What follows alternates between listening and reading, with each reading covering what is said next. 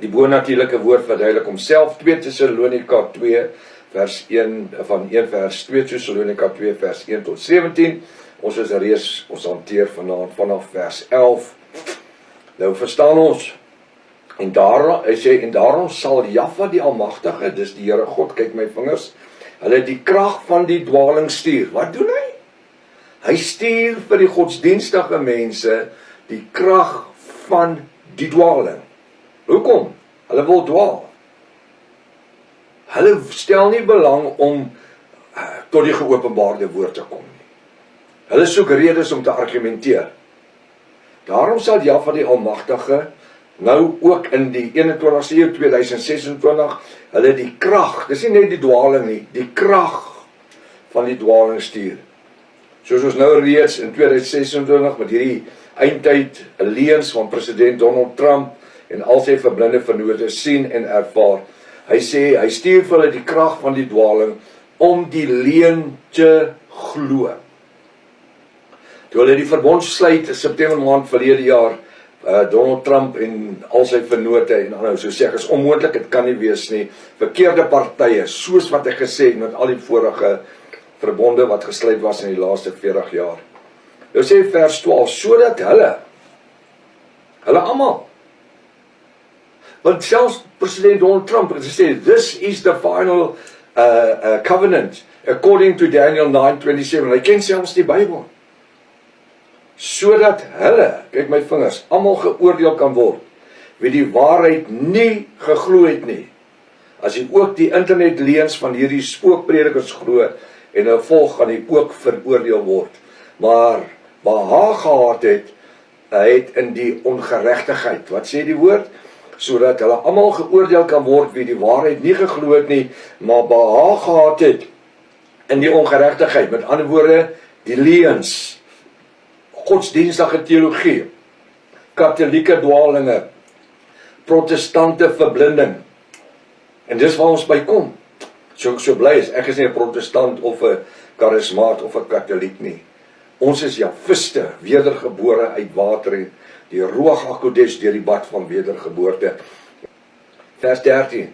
Maar ons as apostels moet Jahwe Almagtig altyd oor julle dank broeders, altyd oor julle dank. Wie is die broeders? Dis die bruid van Jahweshua, universeel. Wie deur Jahweshua bemin word, halleluja.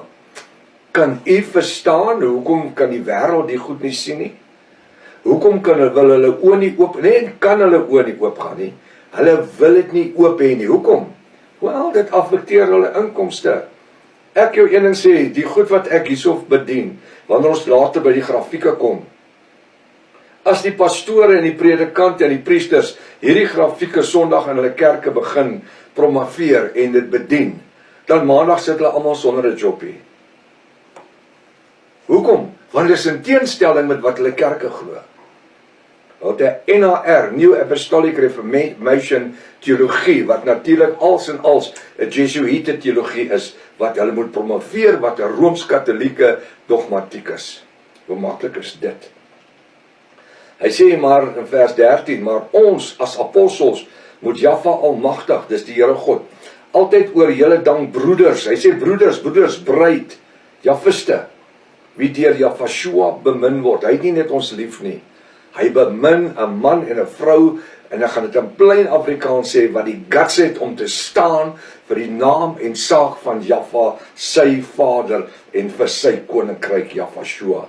Oor wie Jahweshua, wat wie deur Jahweshua bewin word, dat Jahwe ons Elohim, julle van die begin af verkies het. Beteken dit hy het ons eerste uitverkies? Nee, ons was almal van die begin af verkies. Die woord sê, voor die grondlegging van die aarde was julle reeds uitverkies tot die ewige lewe. Almal. Elke babatjie wat gebore word is uitverkies tot die ewige lewe. Verstaan ons dit? Hulle is uitverkies tot die ewige lewe. Hulle het reeds die Heilige Gees in hulle, maar die Heilige Gees is nie ontwikkel nie. En soos wat daai babatjie groot word, ontwikkel die Ruach HaKodesh, die Heilige Gees.